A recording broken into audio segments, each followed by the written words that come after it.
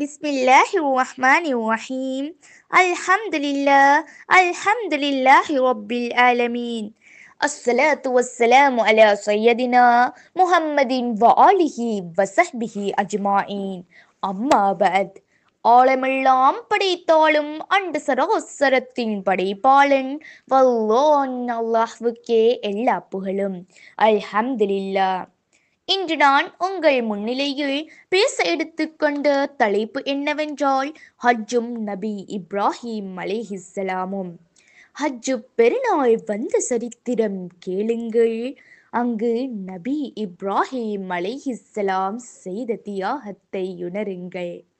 அருமை மகனார் இஸ்மாயிலை இறைவனுக்காக பலியிடத் துணிந்தவர். ஹஜ்ஜு பெருநாள் அதுவே தியாகத் திருநாள்.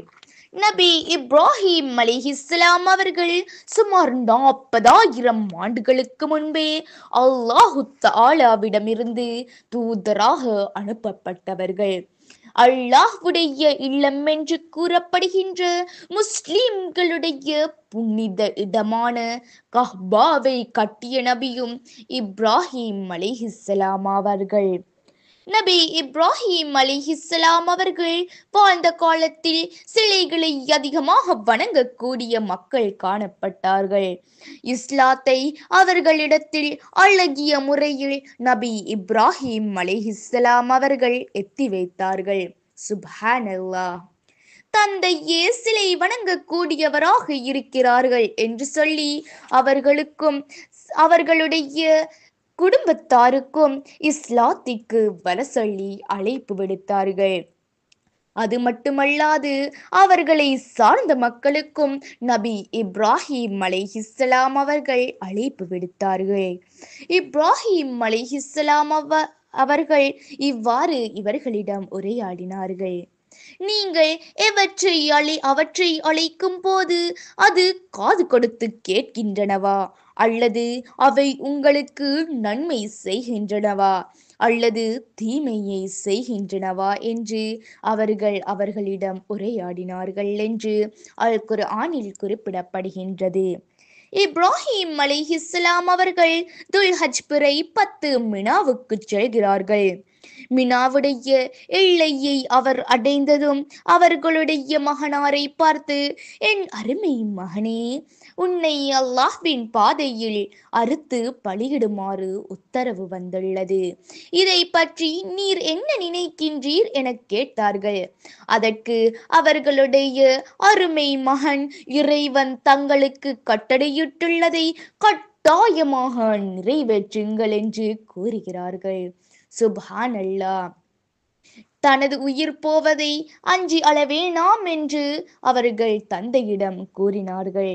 மரணத் தருவாயிலும் அவர்கள் தங்களை பற்றி யோசிக்காமல் இஸ்லாத்தை பற்றியே யோசிக்கின்றார்கள். நபி இப்ராஹிம் அலைஹிஸ்ஸலாம் அவர்கள் கூறுகிறார்கள், என்னை பலியிடும் போது முதலாவதாக என் கையையும் காலையும் ஒரு கயிற்றினால் கட்டிவிடுங்கள். இரண்டாவதாக பலியிடும் போது என்னை முதுகுப்புறமாக கிடத்துங்கள். காரணம், எனது முக அழகு உங்களை என் வசப்படுத்தலாம். மூன்றாவதாக நான் பலியான செய்தியை எனது தாயாருக்கு தெரிவிக்க வேண்டாம் என்று கூறினார்கள். தன்னுடைய அருமை மகன் சம்மதத்தை வாங்கிய பின்னர் நபி இப்ராஹிம் அலைஹிஸ்ஸலாம் அவர்கள் இஸ்மாயில் அலைஹிஸ்ஸலாம் அவர்களின் கால்களையும் கைகளையும் கட்டி குப்புறமாக வைத்து தங்களுடைய கண்ணையும் கட்டி அவர்களின் பலம் முழுவதையும் அந்த கத்தியில் கொண்டு வந்து அறுக்கலாம் என போகும்போது அந்த கத்தியானது அறுபடவில்லை. அந்த கோபத்தில் பக்கத்தில் உள்ள கல்லில் தூக்கி எறிந்தார்கள். அந்த கல்லு 2ஆக பிளக்கின்றது. நபி இப்ராஹிம் அலைஹிஸ்ஸலாம் அவர்களுடைய இந்த தியாகத்தை நினைவு கூறுவதற்காகத்தான் நாங்கள் இன்றைக்கு ஹஜ் பெருநாள் என்ற ஒன்றை கொண்டாடுகின்றோம். எனவே நபி இப்ராஹிம் உடைய தியாகத்தை உணர்ந்து வாழ்வில் வெற்றி பெறுவோம் என கூறி எனது உரையை இத்துடன் நிறைவு செய்து கொள்கின்றேன்.